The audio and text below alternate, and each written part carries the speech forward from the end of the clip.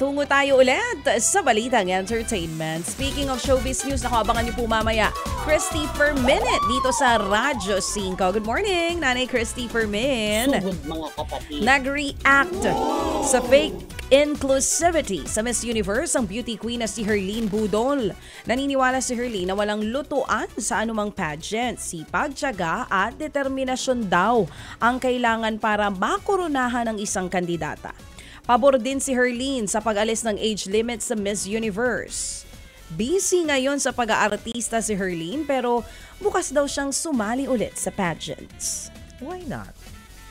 Ipinagbawal na ipalabas sa mga sinihan sa Pilipinas ang pelikulang Chasing Tuna in the Ocean. Nagdesisyon ng MTRCB na huwag ipalabas ito dahil sa kontrobersyal na 9-dash line ng China na pinakita sa pelikula. Ay, naku po. Hindi raw palalampasin ng MTRCB ang anumang content na makakapinsala sa reputasyon ng Pilipinas. Tungkol ang Chasing Tuna in the Ocean sa pagsubok na kinakaharap ng mga mangingisda sa Indian Ocean.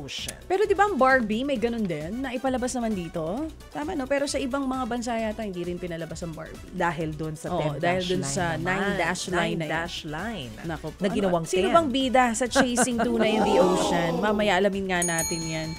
Samantala, itutuloy ang P-pop supergroup na SB19 ang kanilang concert sa Dubai matapos nila itong kanselahin noon pong November. Inanunsyo ito ng sariling kumpanya ng SB19 na 1Z Entertainment.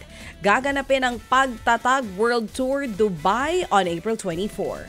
Nagpasalamat naman ng grupo sa pag-unawa ng mga 18. Nitong Enero, nagdesisyon din ang grupo na ituloy ang Japan concert nila matapos din po itong makansela noon. Ted Filon at DJ Chacha ngayon nasa Radyo 5 92.3 News FM Monday to Friday 6 to 10 a.m.